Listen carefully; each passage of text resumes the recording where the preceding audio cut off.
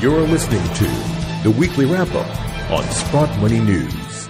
Well, greetings once again from Sprott Money News and SprottMoney.com. It is Friday, June the 22nd, and this is your Weekly Wrap-Up. I'm your host, Craig Hemke, and joining us as usual this morning is Eric Sprott. Eric, good morning. Good morning, Craig. I'm in the middle of Dublin. We have a nonviolent protest going on here, complaining about wars and things like that. It's a little bit in the background, but let's see what we can do. Those Irish are fighting wars again, huh? You got to keep them. It seems. But I heard that everything's sort of calm here these days, so I think they're actually concerned about international developments, and the Middle East and things like that. So give them something to do on a Friday, I guess. Yeah. Hey, there you go. And it's a beautiful day here in Dublin, by the way, which is very unusual because it's nice and sunny and warm and pretty pleasant. Well, all right. Before we get started, I have a new little bit of news to pass along to everybody who listens. The folks at Sprott Money have an exciting offer for Canada Day. Of course, Canada Day coming up on July the 1st. If you are a Canadian or if you're an American citizen, you want to take us up on this, you can save $1.20 an ounce over spot when you purchase a 30th anniversary 1-ounce silver maple leaf. Hey, that's a pretty good deal. Limited quantities are available, so take advantage of this special Canada Day promotion by visiting SprottMoney.com or calling 888-861-0775. Again, save $1.20 over spot. That's a pretty good deal. Eric, it's interesting. Spot is considerably lower than it was last week. We were talking and things looked fine. The COMEX opened last Friday, and they beat the living daylights out of us. What do you make of the action this week? Well, wash, rinse, repeat. It was so blatant, so ridiculous. The volumes are nuts. They bear no relationship to anyone's ability to deliver. But it serves the purpose of the commercial banks maximizing their profits from their customers by making options worthless. And options on the COMEX, options on the stocks, options on the gold and silver ETFs. That's just part and parcel of what we have to go through, unfortunately. And, we keep hoping that someone can stand up to what happens with such regularity and so obviously manipulated. But we don't get much pushback. Thank God the GATA boys are filing some complaint to the banking regulator about the exchange for physicals, and I know you wrote a great article for Sprott Money on that, and just how the size of these theoretical exchange for physicals, which you most aptly described as exchange for paper, or just something that disappears somehow. It's mind-boggling when I look at the data on the COMEX, and they've got less than 8 tons. I'm sort of debating whether I have 8 tons, Mm-hmm. And they have less than 8 tons of gold to service, I don't know what the outstanding is for the next active month, which I guess is August, but, there's probably, 80 or 100 tons outstanding in that month, and they get under 7 point something tons available. So, I don't know. You look at that data and you just think, man, there's got to be no gold around, but for some reason they're able to orchestrate a price decline. But that's the world we live in. In the long run, we all know what's going to happen here because the gold demand is picking up. And I'll go to, I think the most interesting comment made this week was made by the Kyrgyzstan central banker who said, well, we got euros and dollars and rubles and yuan. But if we really want to protect ourselves, we got to buy gold. And so he's taken his weighting in gold from 16 to 50%. And this is a central banker saying that.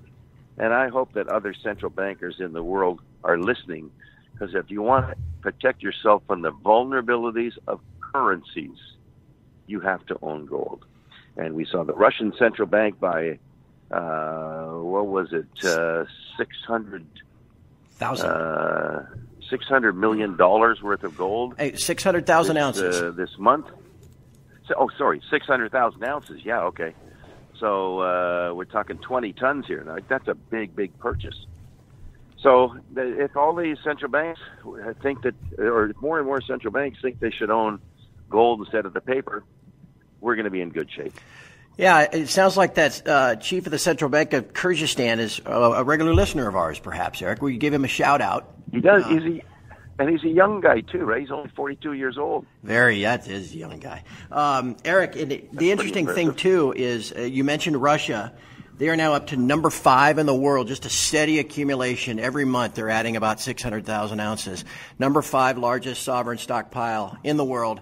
I often state, and you probably agree with this, I mean, if these nations, countries with massive dollar reserves are converting it into gold, why wouldn't an individual with dollar reserves do the same thing? Exactly. And people with, how about worse than dollars? How about people in these other countries that have currencies that are weakening, like the Canadian dollar and the Australian dollar and the Egyptian dollar and the Argentinian peso, and almost every currency around the world is getting obliterated. Yeah. And, buy more gold, my friends.